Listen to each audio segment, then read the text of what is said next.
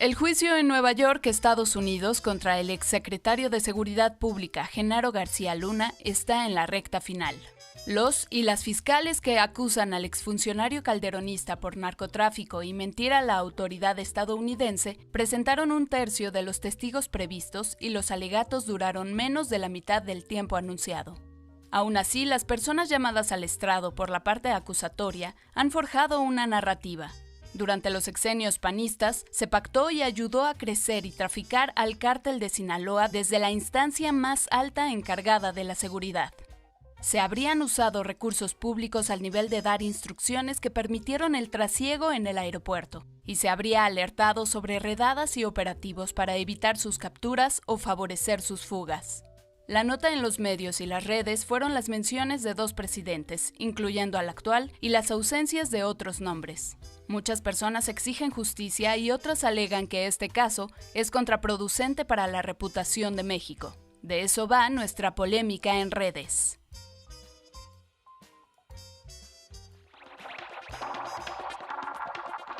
Hola, ¿qué tal? Les saluda Luisa Canturríos, le agradezco muchísimo su sintonía y le presento nuestra hashtag polémica en redes del día de hoy, que es hashtag juicio contra Genaro García Luna, y para ello, como siempre, ya lo sabe, invitamos a un panel de personas expertas. En foro agradezco muchísimo la presencia de Alberto Nájar, usted lo conoce muy bien, es periodista, editor en pie de página y presidente de la red de periodistas de A Pie. Alberto, como siempre, un placer tenerte por acá. Hola, gracias por la invitación, Luisa. Decirle a nuestra audiencia que llevarás mano en la parte de bagaje histórico, de contexto, digamos, en esto que sin duda se necesita para entender lo que pasa en Nueva York, ¿no? Claro. Te agradezco mucho y en Nueva York, precisamente, Nadia Sanders, periodista y jefa de información en La Lista. Nadia, cubriendo el juicio, además de las pocas mujeres por allá, bienvenida y doble gracias porque tus jornadas son muy temprano. Hola Luisa, muchas gracias, y hola Alberto, un gusto saludarlos. Bueno, soy editora de reportajes de nuestro editor en jefe, Antonio Hernández, pero muchas gracias por la invitación, un gusto. A ti, por supuesto, recomendamos tu cobertura en La Lista y todos los análisis que has hecho a partir de estar por allá. Muchas gracias, Nadia. Si les parece, entramos de lleno a la polémica y para ello quisiera hablar de una de las encuestas que creo que generaron mucha discusión en redes. Es de Encol. Tenemos por allí el tuit que reporta, entre muchos otros datos, que 52% de los mexicanos estaban enterados o enteradas que actualmente Genaro García Luna, quien fue secretario de Seguridad Pública en el sexenio de Felipe Calderón, enfrenta un juicio en Estados Unidos. Alberto, quisiera preguntarte por este dato, porque al ser el más alto funcionario mexicano enjuiciado fuera de nuestro territorio y ser un personaje como Genaro García Luna, sobre todo un tema que lleva calentándose, por usar una palabra, desde el 2019 de su detención, sí es raro que tenga tan poco conocimiento, ¿no? El presidente se quejaba de que era un tema de sesgo mediático. ¿Cómo ves? ¿Cómo llegamos aquí? Antes de entrar de lleno a lo que está pasando en la Corte, ¿deberíamos haber estado más enteradas y enterados? ¿O por qué crees que no fue tan parte de la conversación pública? Mira, yo estoy convencido de que sí hubo una operación de parte de los medios, algunos de los principales medios de comunicación de nuestro país por minimizar el tema. Es claro que en algunos casos existe, no quiero llamarle complicidad, pero sí por lo menos una especie de compadrazgo, de respaldo, de apoyo al trabajo de Genaro García Luna. En algunos momentos, algunos de los directivos de estos medios se peleaban por decir quién tenía el teléfono particular de García Luna, a quién le contestaba la llamada, a quién había invitado a hacer el recorrido a sus instalaciones, esta creo que se llamaba Plataforma México. Y entonces cuando se da este proceso judicial, pues y cuando ya más bien se concreta, lo que se determina es pues, bajarle de perfil. Y aprovecharon también que había una especie de dinámica, yo pienso de esta manera, una dinámica en Estados Unidos también de un cansancio por este tipo de juicios. Después del proceso en contra de Joaquín Guzmán Loera del Chapo, es muy difícil que haya otro juicio del siglo, como le han llamado aquí en México. Es muy difícil que haya otro proceso que atraiga tanta la atención de Estados Unidos y eso de una u otra forma también influye pues, en las presiones que habría en medios estadounidenses. Del lado mexicano se decidió simplemente hacer a un lado, minimizar el detalle, los datos y también, bueno, con algún tinte político que si quiere lo conversamos un poco más adelante, pero de entrada yo veo que sí hay como una especie de decisión de no ventilar lo que ocurra con Genaro García Luna, porque sabían que iba a surgir lo que eventualmente ocurrió. Y yo creo que se quedaron cortos, Se quedaron cortos allá en el juicio, porque sí habría mucho más que mencionar acerca del apoyo y respaldo que tuvo García Luna. Él no pudo haber llegado a tal nivel sin haber encantado, entre comillas, a los medios de comunicación mexicanos. El respaldo de Calderón, pues sí era importante, claro, pero si no hubiera sido tan apoyado, respaldado, si no hubiera sido calificado como el gran policía mexicano, el héroe que México necesitaba en su momento, pues no hubiera llegado a tales alturas. Ya llegaremos a esto de se quedaron cortos porque en todos los sentidos, ¿no? De tiempo, de testigos y demás. Se mencionaron algunos medios, incluso publicaron réplicas, por ahí algunos en la sección de trascendidos. Y efectivamente el comportamiento de los medios, por lo menos hegemónicos o corporativos, ha sido peculiar, por decirlo menos. Te preguntaría, Nadia, ¿qué tan fácil o difícil es acceder a la cobertura? Muchos de nosotros no sabemos qué está pasando hasta que la prensa, que está directamente en Nueva York, sale y hace sus reportes. No se transmite como otros juicios, ¿no? Digo, pienso así los obvios de, no sé, Johnny Depp y demás, que lo podías ver casi que en tiempo real. Este no, ha tenido por obvias razones un proceso de seguridad importante. ¿Crees que esto influyó o coincides en la visión de Alberto Nájar de que quizá también tiene que ver con posibles complicidades que el día de hoy están comprometidas? Hola Luisa, bueno, a ver, aquí hay dos cosas. Gran parte de los juicios federales en Estados Unidos se llevan a cabo a puerta cerrada y no hay acceso a cámaras ni medios de comunicación. O sea, a cámaras sobre todo a cámaras y electrónicos adentro de las salas. Eso ha sido una política general en juicios federales en Estados Unidos. Aunque si bien en algunas cortes estatales, sobre todo juicios de delitos que podríamos considerar como del fuero común, cada vez hay más apertura a cámaras, a que entren cámaras y cámaras de foto y de video, pero en la gran mayoría de los casos federales, como fue el de Ghislaine Maxwell o como fue el de George Floyd, o sea, sí hay apertura a medios de comunicación, o sea, eso hay que aclararlo. Puede entrar cualquier periodista, incluso cualquier ciudadano, o sea, son públicos, puede ir cualquiera de nosotros sin necesidad de acreditación de prensa, pero hay un espacio limitado, entonces conforme van llegando las personas, es conforme pueden entrar a la sala. Lo que ocurre es que no podemos entrar con cámaras, o sea, ni con grabadoras. Ese es el tema. Ese es por un lado en cuanto a las normas de la corte y de las salas, y es por orden del juez, de cada juez. Segundo, el otro tema de limitación, que creo que es a lo que se refería Alberto. Si me equivoco, por favor, corrígeme, Alberto, pero me atrevo a mencionar, es al tema de venir a Nueva York a cubrir un juicio. O sea, es una ciudad sumamente cara. Estar aquí no es barato encontrar un hospedaje. Los hoteles más cercanos cobran $200 la noche o $170 la noche. No es barato. Yo, como pueden ver, estoy en una habitación porque yo renté una habitación para estar aquí un mes y comparto con tres chicas este departamento que son estudiantes de distintas nacionalidades. Entonces yo renté una habitación previendo justo que pues un hotel no me iba a dar, ¿no? Me iba a dejar en la pobreza prácticamente o endeudadísima.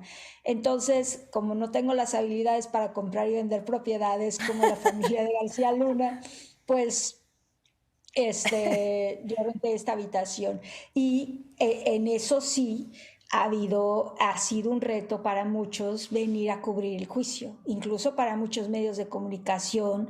Sostener a un periodista aquí o un periodista con cámara es sumamente caro. Entonces ha habido quienes han venido y han vuelto a México y luego regresan. Les digo, pero es que es mucho más caro ir y venir a México porque el avión es carísimo. Entonces en ese sentido sí es complicado. Ahora, a mí sí me extraña la ausencia de grandes medios de comunicación que, como dice Alberto, o sea, no voy a decir nombres, pero somos un puñado los medios mexicanos que hay aquí, y los que hay es porque hay corresponsales en Estados Unidos, ¿no? Como Proceso, La Jornada tiene corresponsales aquí en Nueva York o en Washington. Entonces,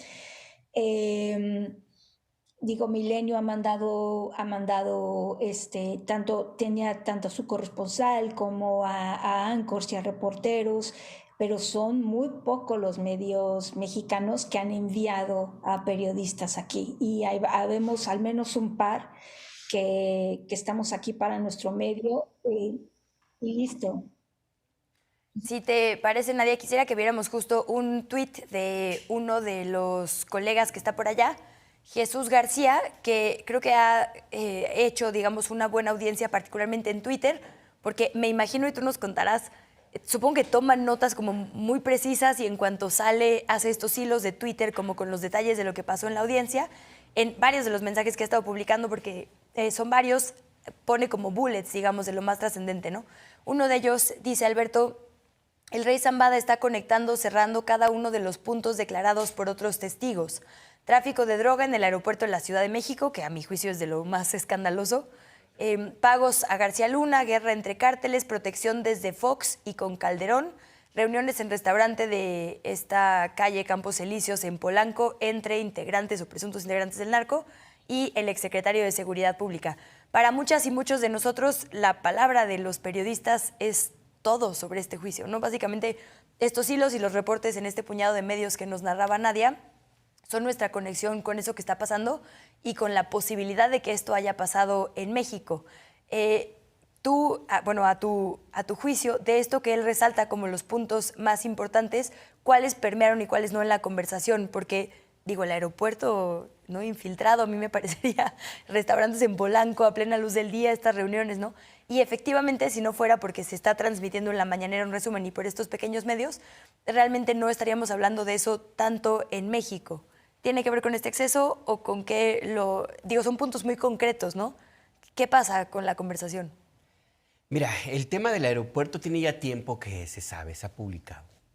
O sea, no es nuevo que en el Aeropuerto Internacional de Ciudad de México ocurra una cantidad de cosas impresionantes, desde tráfico de personas hasta, por supuesto, tráfico de mercancías, robos y el tráfico de drogas. Eso tiene muchísimo tiempo, que no, esto no es novedad. Inclusive en algún momento en el gobierno de Fox empezaron a asesinar agentes aduanales que trabajan en la zona del aeropuerto, porque la disputa llegaba hasta esa parte, pues hacia la zona, el terreno físico, pues de tener el acceso a las áreas que te permitían llegar a las pistas y por ende hacia los aviones cuando estaban ya en la parte de descarga o ya inclusive en su hangar o en la zona de descanso, porque ahí pues, era donde podías tú tener acceso a lo que traían, pues. Y esto, ¿quién lo vigilaba? La Policía Federal, evidentemente. Entonces, pues esta situación era como un secreto a voces entre quienes hemos cubierto narco en algún tiempo. Entonces, a mí no me sorprende. Ahora, el hecho de que haya sido revelado en el juicio y que se haya dicho con tanta contundencia por quien controlaba el aeropuerto, Sí. Lo que hace es justamente, desde mi punto de vista, es confirmar esta tesis de que los medios algunos medios, en la idea de que no se publicaran más, porque iban además a ventilarse sus omisiones, porque se publicó, por ejemplo, esta versión de que había sido secuestrado García Luna cuando venía de una casa de descanso en Morelos. Lo publicó la revista Proceso y Televisa se dedicó a atacar al periodista Ricardo Ravelo, que lo había revelado entre otros compañeras y compañeros. O sea, previo al juicio. Todo esto hace lo dices años, antes. estoy hablando de hace, ¿qué? 2009, 2010. O sea, digamos que el esfuerzo por tapar ciertas de las cosas dichas en el juicio viene de mucho tiempo atrás, Es que no solo de la autoridad. Lo que vemos ahora en el juicio se está confirma versiones periodísticas. Ahí déjame decirte, sí, digamos que, o tú me dirás, una cosa es asumir que pasan cosas porque es muy difícil controlar todo el aeropuerto, ¿no? Así como se les escapa de repente por ahí un cargamento.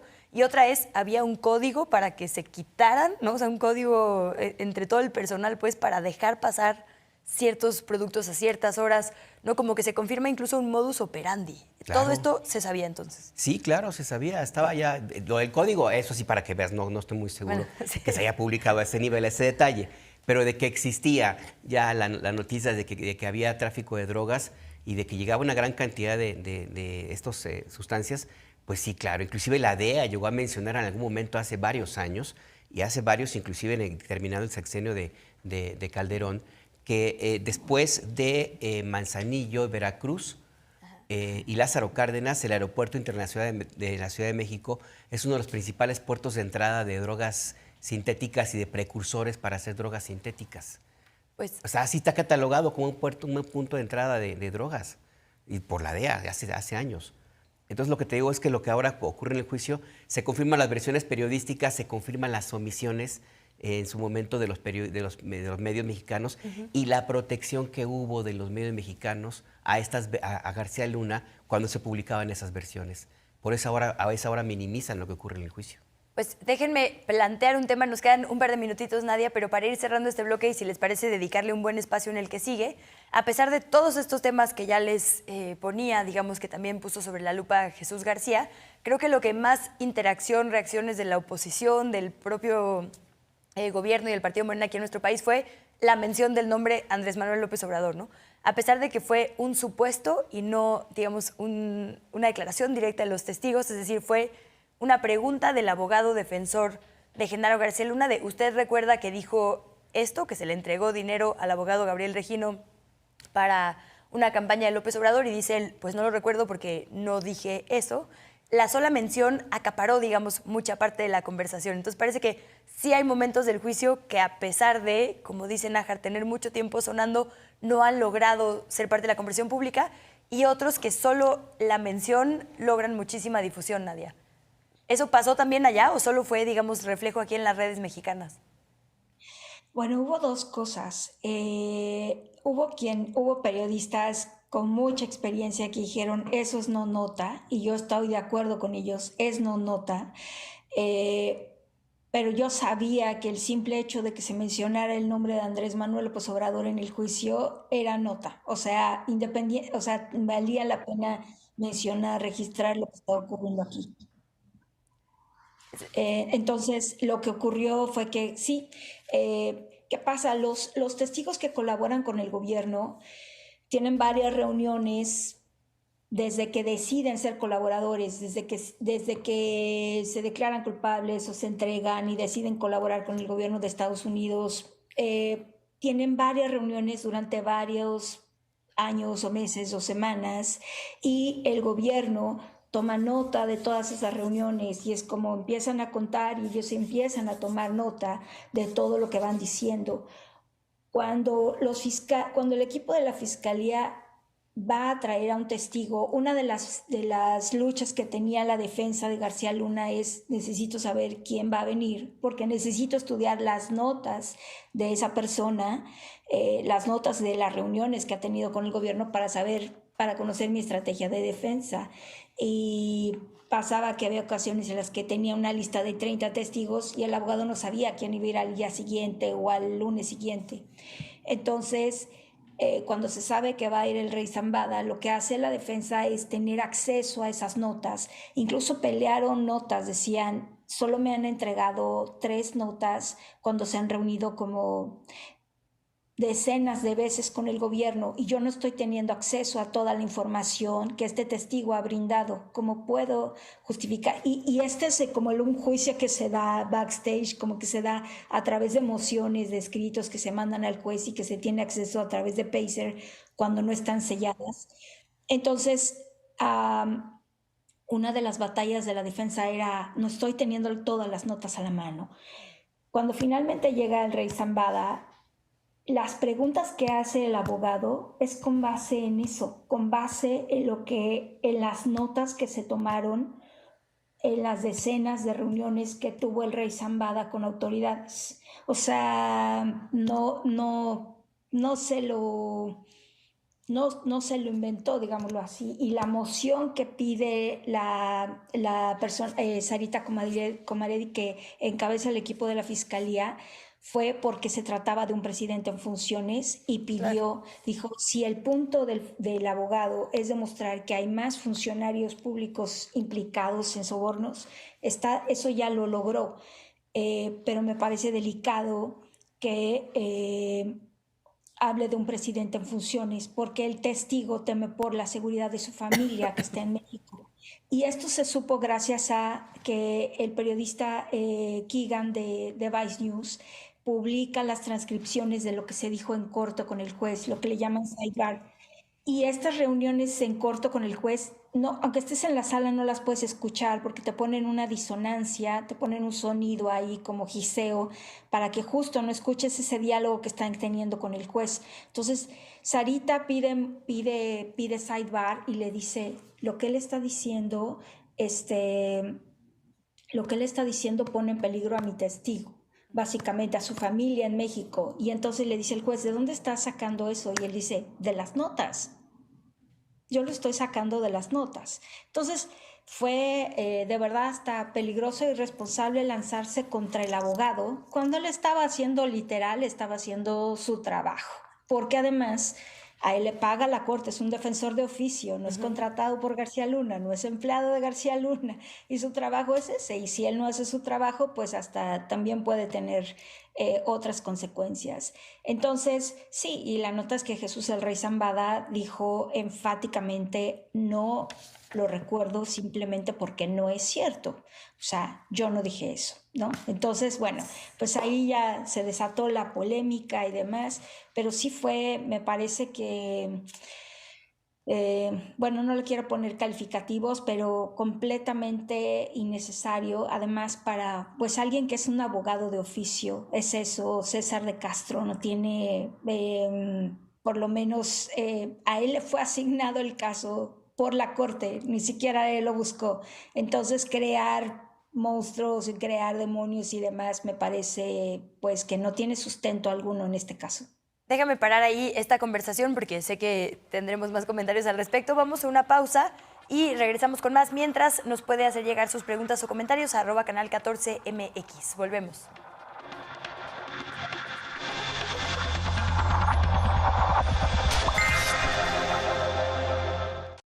Películas y cortos con voces, mundos e historias de diversidad.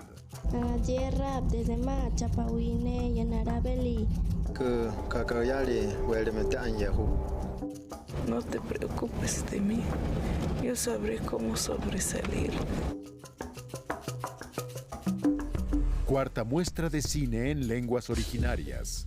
Del 21 al 26 de febrero. Por Canal 14.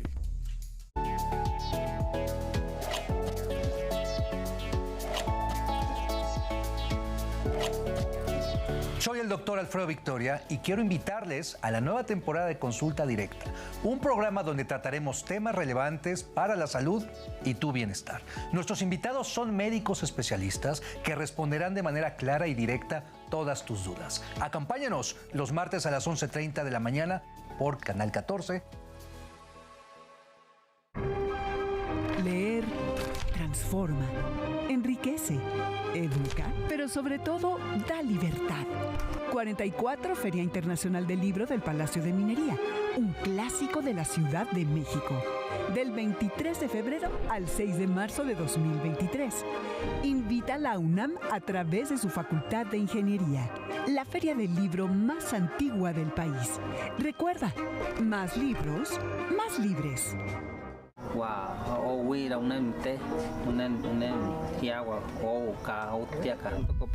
Licencia tata agua guaitom yolem aniata. Por ejemplo, bueno, huevare te cuidan no me queda hoy año la te para que suete tatom y tom Yolem una libanata con azunia. Cuarta muestra de cine en lenguas originarias. Ohuira, lugar sagrado. Martes, 17:05 horas.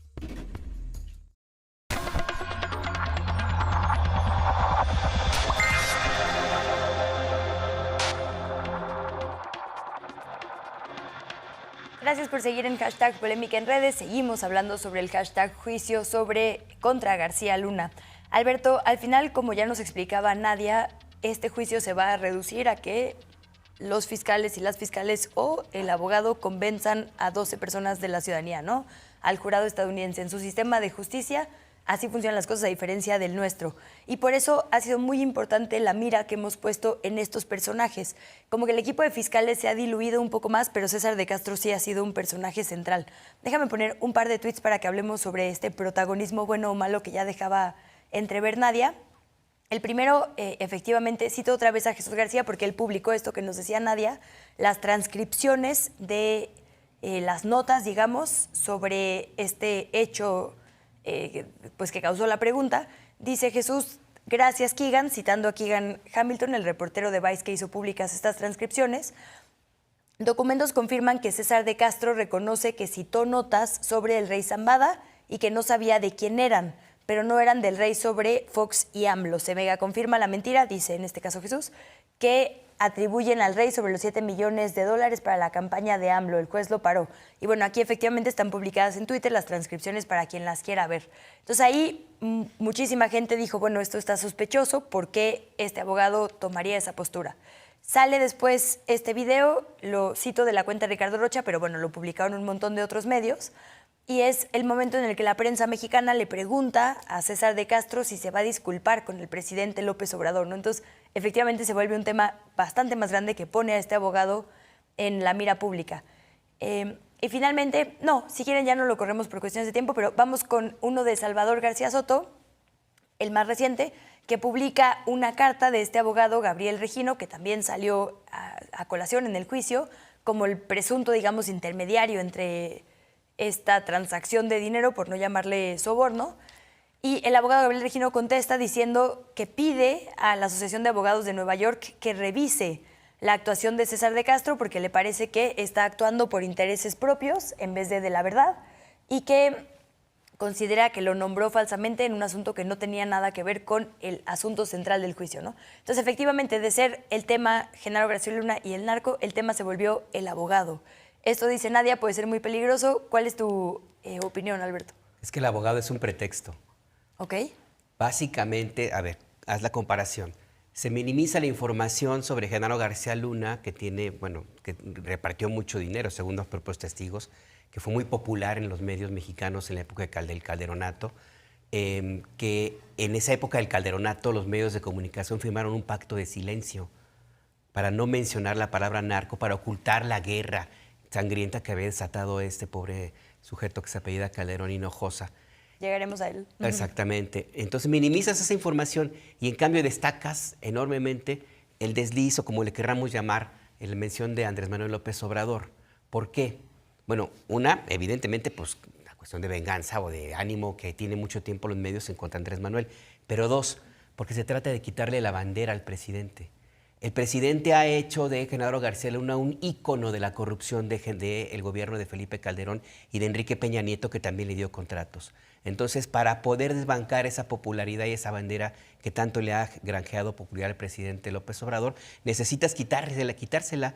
Y por lo tanto, para ellos les cae como anillo al dedo la mención de que eventualmente pudiera estar involucrado, porque le quieren quitarle ese ariete.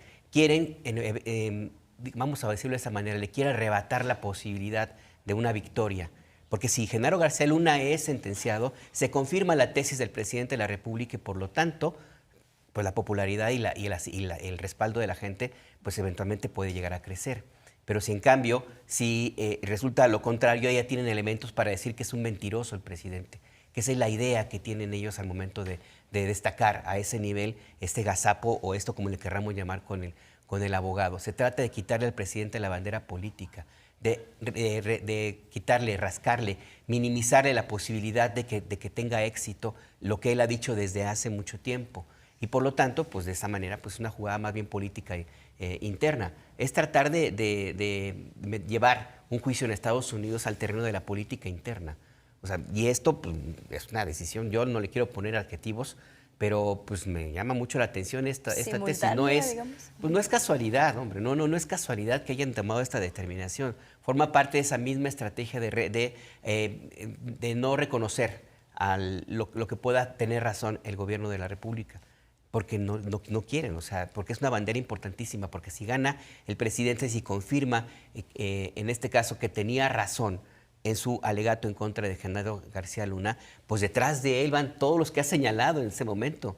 Y por lo tanto, pues la posibilidad de que pueda tener éxito esta tesis que se planteó en su momento en las elecciones del 2021, de que Morena ganó con el respaldo de narco, se cae, se va, se pierde. Y dos, también esa tesis vieja que sostienen algunos de los opositores del presidente López Obrador, que la traen de hace mucho tiempo, de que todos los políticos son iguales, también se pierde. Y no hay que olvidar, algunos de los destacados críticos del presidente López Obrador en su momento encabezaron esa bandera de que todos los políticos son iguales y por tanto se ocupaba un ciudadano. ¿Denise Dresser te suena, por ejemplo? Ella fue de las que estuvo impulsando esa tesis de que todos son iguales y por tanto se ocupa ciudadanos fuera los políticos. Esa fue la tesis. Antes de ir de lleno al análisis digital, Luis Ángel Hurtado, bienvenido, muchísimas gracias. Porque sabemos que Nadia Sanders justo se tiene que desconectar en cualquier momento porque se tiene que preparar para la cobertura el día de mañana. Preguntarte por eso, también tu opinión, digamos, sobre esto que decíamos de los protagonismos, sumando la otra mención, digamos, que creo yo acaparó la mira pública, que fue la del expresidente Felipe Calderón. Sí hay una diferencia, obviamente, entre un presidente en funciones y un expresidente, pero bueno, este expresidente, digamos que era el jefe de García Luna, ¿no? Por lo que también, que se mencione o no, era una expectativa enorme. Hay algo que ha quedado evidente en este juicio, que aunque hay nombres que nos suenan más que otros presidentes, y aunque el testimonio en el que se mencionó a Felipe Calderón y Hinojosa, la verdad es que fue pues bastante dudoso desde mi punto de vista, pero bueno, es el jurado quien deberá dar credibilidad a esto. Lo que ha quedado en evidencia y lo que señaló nuestro colega Alberto Najares es justo el narcoestado. O sea, no es solo Felipe Calderón, no pudo haber solo sido Genaro García Luna o solamente un mando o solamente un funcionario o un gobernador.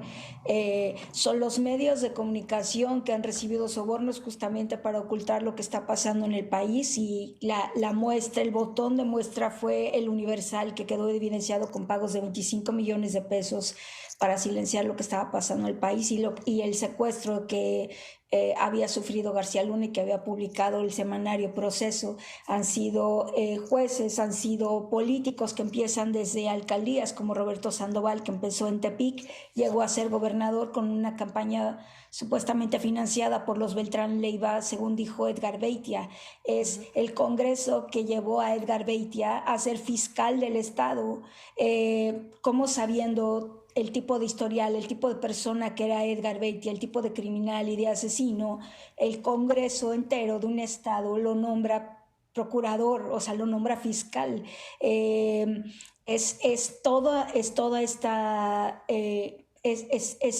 realmente la penetración que ha tenido el narco en todos los niveles de nuestra sociedad. Eso me parece lo más grave.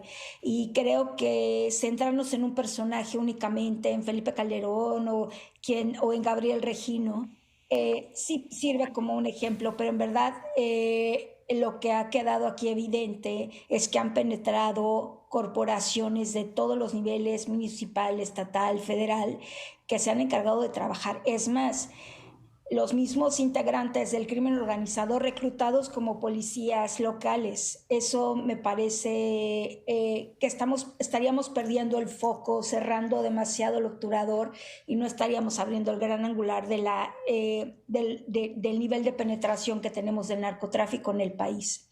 Esto que dice Nadia fue tal cual lo que pasó. No estamos hablando de macrocriminalidad, sino tal cual de estas tendencias. Luis, y tú lo mediste.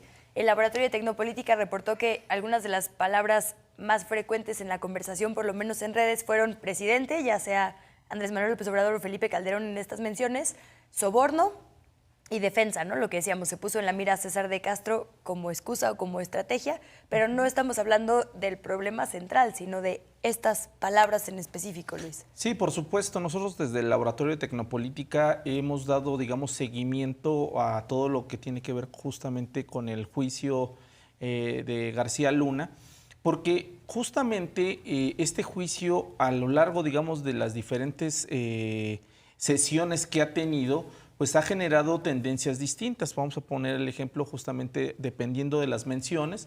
Ya aquí tanto Alberto como Nadia han mencionado justamente uno de los momentos cumbre o de los momentos clave, que tiene que ver justamente con el caso de las menciones del presidente Andrés Manuel López Obrador, el caso del expresidente Felipe Calderón, y por supuesto así ha ido, digamos,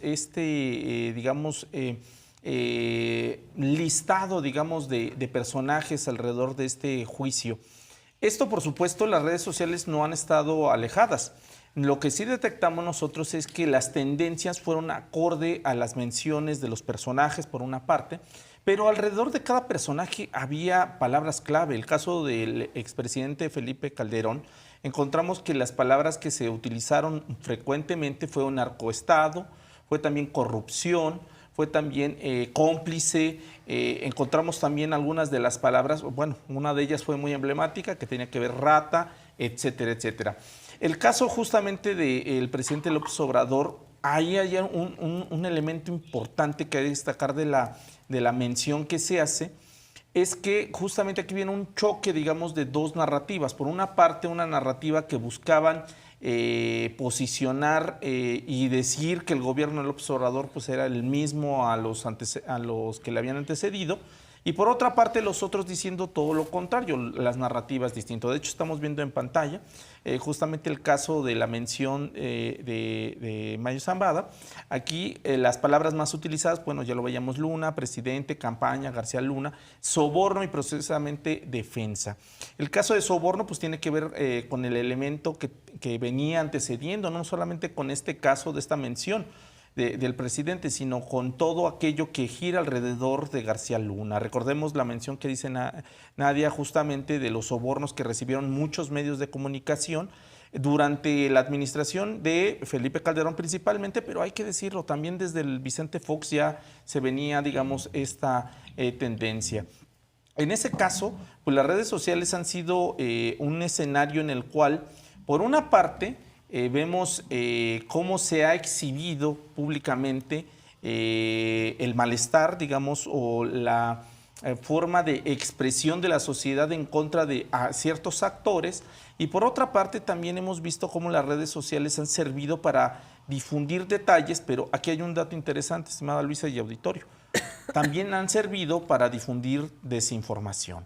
Muchos de los elementos también que se han compartido alrededor de estas narrativas, por supuesto el hashtag juicio contra García Luna, el caso de Felipe Calderón, el caso del presidente Andrés Manuel López Obrador, han ido, digamos, encaminados o paralelos a activaciones, digamos, de cientos de cuentas de bots que han buscado precisamente posicionar ciertas palabras de las que vimos en pantalla, pero también buscar desinformación. ¿Dónde vimos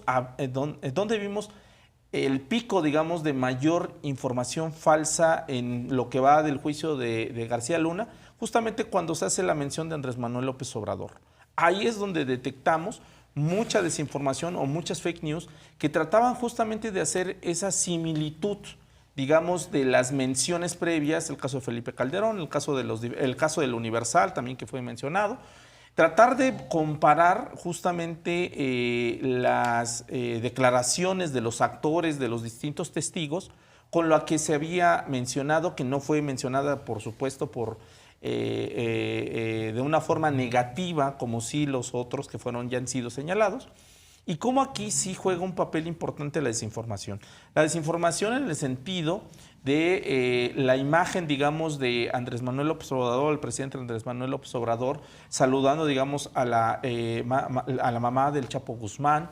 El caso del Culiacanazo 1 y 2, también ahí compartiendo estas imágenes y sacadas de contexto justamente alrededor del juicio.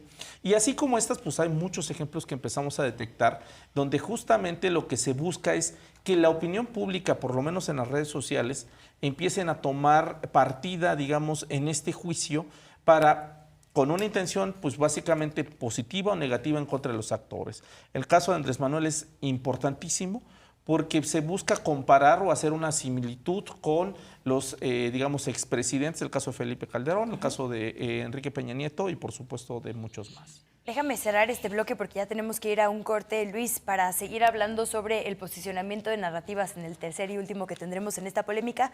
Nadia Sanders, te despedimos y agradecemos muchísimo el tiempo sabiendo que tienes una cobertura en esos horarios y de esta magnitud el día de mañana. Entonces, un abrazo y seguimos tu trabajo en La Lista. ¿Alguna red social que nos dejes? Muchas gracias, Luisa, gracias Alberto y Luis. Sí, síganos en @SandersMX y @LaListaNews, por favor. Un abrazo grande. Muchísimas gracias, Nadia. Hasta Nueva York.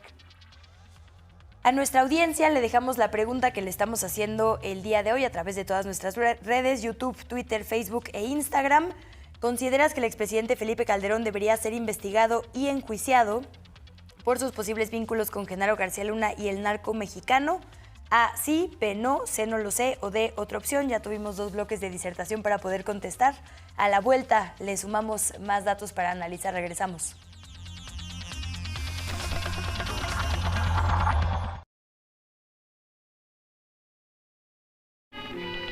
Bandidos o revolucionarios van a derrocar al gobierno. La convención desconoce a Carranza como primer jefe y va a elegir a un presidente provisional de la República. ¡Viva la revolución! Cinema 14 presenta Los de Abajo, función estelar, lunes 22 horas. Guiteras fue sorprendido por la caída de Machado. En el momento de producirse la huida del dictador, Tony y sus hombres avanzaron hacia Bayamo, de ahí saldría hacia Holguín, ya en medio del júbilo popular. Organizó la Unión Revolucionaria, empezó a recuperar en las provincias de Oriente militantes sueltos. Ese sería Antonio Guiteras Holmes, mejor conocido como Tony Guiteras. Los Nuestros, miércoles 17 horas. ¿Qué pasa, hijo? No es que porque uno quiere, pero uno va aprendiendo. No lo reconozco. Es que más sale crítica de una mujer que un hombre. Y solo así las mujeres, al que sacan su carácter, sobresale. Cuarta muestra de cine en lenguas originarias. Mamá, martes 17:35 horas. Continuamos en debate público. Debate con nosotros los acontecimientos más importantes del país. Un análisis periodístico desde los medios públicos.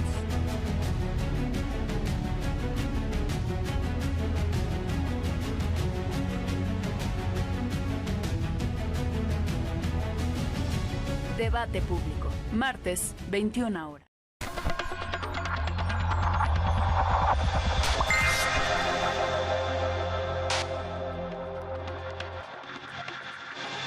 Para nuestro último bloque quisiera preguntarles a Alberto Luis por esta guerra de narrativas, porque al final en estos tiempos de redes sociales y posverdades a eso se reduce todo. Y he visto 2 argumentos que ciertos grupos han intentado posicionar, grupos que son en su mayoría opositores o críticos del presidente López Obrador. Quisiera que viéramos rapidísimo uno de Dolly Esteves, que dice: cuando terminó el juicio del Chapo Guzmán, en la misma corte y ante el mismo juez donde se juzgará a García Luna, se anticipaba que sería condenado. El extraordinario acervo de pruebas y testimonios de 56 testigos dejaban pocas dudas de que el capo de Sinaloa sería hallado culpable. Durante 10 años, las agencias policíacas y de inteligencias estadounidenses, en colaboración con las mexicanas, no escatimaron esfuerzo en armar un caso épico y único en la historia de persecución.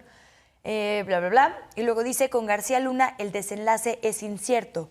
No es posible predecir el fallo, si bien la ley permite depender exclusivamente en testimonios de excriminales para juzgarlo. La falta de pruebas tangibles hace que el jurado tenga que decidir con base en la credibilidad de esos testigos. Digo, para no hacerlo largo, básicamente lo que se repitió una y otra vez: son narcotraficantes, su palabra no tendría por qué valer porque son criminales y solo han hablado, no han aportado pruebas, ¿no? Como que ese es un argumento una y otra vez. Y otro más reciente, que he visto mucho, se los pongo en un ejemplo de Beata Wojna, que era la embajadora de Polonia en nuestro país, hoy es una analista internacional en diferentes medios, y dice: curiosa la situación del juicio de Genaro García Luna. Para la imagen de México en Estados Unidos y en el mundo sería mejor que lo declararan inocente. Pero en México muchos quieren que lo declaren culpable para tener así argumentos en la batalla por la presidencia 2024, ¿no? Esto de, en realidad lo que está a juicio es México y nuestra reputación, y si le va mal a García Luna nos va a ir mal a todos, como si todos fuéramos García Luna. Entonces, estos 2 argumentos han estado fuertemente posicionados. ¿Hay algo, en su opinión, de razón en ellos? No, a ver, pierde de vista, y lamento mucho lo que publica Dolly Esteves, pero bueno, ya cada quien. A ver, de acuerdo con el sistema de justicia de Estados Unidos, las personas que se presentan a testificar rinden un juramento. Eso implica una responsabilidad legal. Si mienten, son sancionados hasta con cárcel. Por lo tanto, lo que digan es considerado como una prueba válida, porque está respaldado por el riesgo de que sean encarcelados. Y eso el gobierno de Estados Unidos y el sistema de justicia de Estados Unidos lo tiene clarísimo hace mucho tiempo. Por eso que los juicios son fundamentalmente orales. Entonces, pues el exigir que se presenten pruebas y decir que son solamente palabras y bla, bla, bla, pues es tratar de desviar la mirada o hacerse loco, porque está clarísimo que el testimonio tiene un valor ante el jurado. Si no, no tendría ningún sentido. Ahora, exigen pruebas y como creo que dijo alguno de los testimonios, pues no llevaba, no les pedí factura. No se facturan. Vamos, ¿qué estaban esperando? ¿Que le diera una factura, un recibo de honorarios por haber recibido el soborno? Por favor, esto también es caer en el extremo, insisto, con ese ánimo de minimizar a los testigos, pero con ello también el caso entero y lo que implica la bandera política para un gobierno como el del presidente López Obrador. Porque la idea es, sí, Genaro García Luna, yo creo que muy pocos dudan que sea inocente. Digo, hay algunos como Carlos Marín, por ejemplo, que sostiene esa tesis. El tema es que son pocos en espacios de mucha difusión. Exactamente. Pero aquí el tema es al momento de obviar, por decirlo suavecito, este tipo de detalles que son importantes, lo que se trata es de construir una narrativa de que Genaro García Luna, si bien no es víctima de una injusticia, como dijo este exdirector del diario Milenio, sí sería sentenciado en caso de que fuera así con bases endebles. Y por lo tanto es difícil, dudoso la sentencia que recibe y por lo tanto dudosa la tesis del presidente López Obrador de que él es un ícono de la corrupción del sistema neoliberal y de Felipe Calderón y de Vicente Fox y de Enrique Peña Nieto y de Carlos Salinas de Gortari, que son parte del mismo sistema. García Luna es nada más una estampa escandalosísima, una estampa nada más de un sistema político que se ha beneficiado del narcotráfico y de otras actividades de la delincuencia organizada. Y ese es el punto. A ese nivel ha llegado la presencia de la delincuencia organizada. Y a ese nivel, pues también está la participación de un sistema entero donde los medios o algunos medios pues, formaron parte y se benefician. Por eso yo creo que estos argumentos, hombre, pues qué bueno que los digan, pero tienen un propósito: confundir, engañar, tratar de hacer creer que el sistema de justicia de Estados Unidos es igual al de México. Ya no me falta que digan que el agente del Ministerio Público y Gers Manero y no sé qué. No es por ahí, es muy diferente el sistema de justicia. Nos quedan 6 minutos, Luis, entonces además de pedirte tu opinión sobre esta primera pregunta, decir que esta guerra de narrativas que tú sigues tan de cerca puede tener muchas repercusiones. Digo, por supuesto, en nuestra percepción de la actual administración, pero como lo decías, Alberto, pocas veces se ha perseguido a estas figuras, ¿no? Aunque es un tema sistémico, pues ese sistema se integra por figuras impunes. Entonces, se enjuicia en este momento a una. Si sale inocente, la narrativa o el debilitamiento de esta administración y su poderío para ir contra ellas podría debilitarse. Y lo digo porque, además, ya sin ver los tweets, pero bueno, sabemos que hay una denuncia de la UIF peleando por millones y hay una investigación completa sobre que hubo 3 sexenios, porque se habla de los panistas, pero los contratos con García Luna y sus empresas o empresas de sus cercanos siguieron con Peña Nieto también, como publica El País. Si en Estados Unidos sale como inocente o se le absuelve, en México va a ser muy difícil que no se acuse de persecución política, ¿no? Es decir, hay muchísimo en juego. Sí, justamente lo que dice Alberto apunta muy bien a esta cuestión estratégica, hay que decirlo así. El papel que juegan tanto los medios de comunicación como también las redes sociodigitales. Ahorita estamos en disputa, hay una disputa y este juicio justamente se vuelve estratégico. Por una parte se vuelve estratégico porque va en sintonía a demostrar o a hacer una piedra angular, o una pieza angular más bien, de la narrativa y por supuesto el estandarte del gobierno actual, de la administración actual, de decir, vamos a combatir a la corrupción, vamos a combatir a aquellos que han hecho justamente a partir, digamos, de sus funciones, han logrado, pues han hecho del país pues un desastre en todos los sentidos. Y en ese sentido, si se derrota o en llegado momento sale libre o absuelto de los 5 cargos que se le imputan a García Luna, pues la que pierde es la narrativa pues, de la actual administración. Y justamente a esta se le sube lo que también Alberto apuntala muy bien, que es la creación de una narrativa acerca del famoso delirio de persecución, que muchos actores políticos o muchos inclusive miembros de los medios de comunicación han acusado abiertamente al gobierno de Andrés Manuel López Obrador de ser una administración que persigue, que odia, que en llegado momento es rencorosa, etcétera, etcétera. Y justamente pues ahí surge toda esta narrativa, digamos, de decir, ven, se los dijimos, el presidente nada más está mintiendo y creando falsas, evidencias de ciertos personajes, porque es su obsesión, es una cuestión obsesiva. Eso por una parte.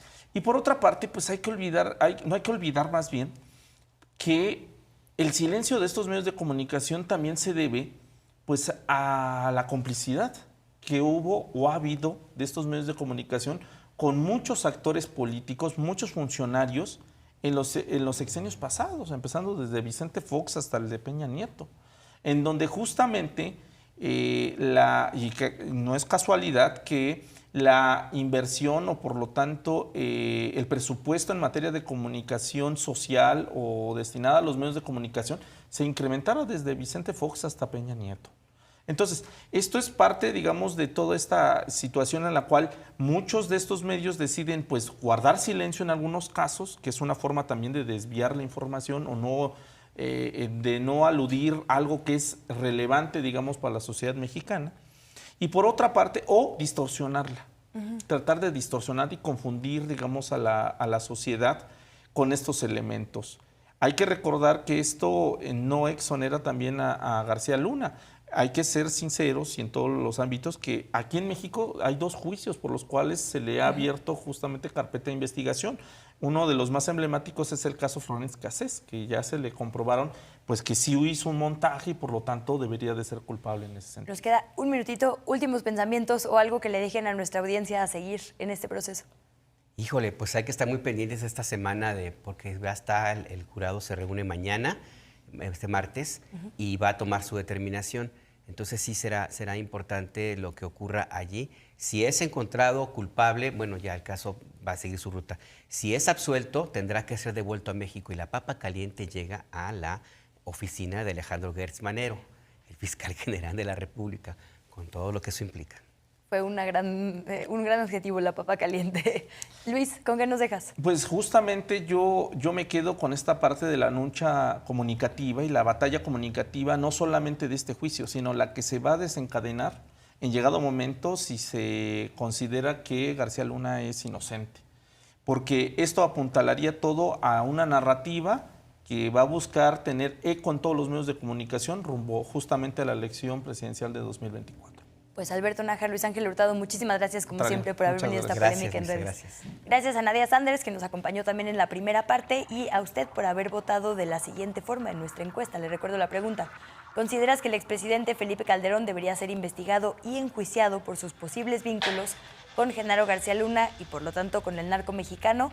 El 94% de la gente que nos acompañó dijo que sí, un 5% dijo que no lo sabe 1% y 0% opinó alguna otra cosa.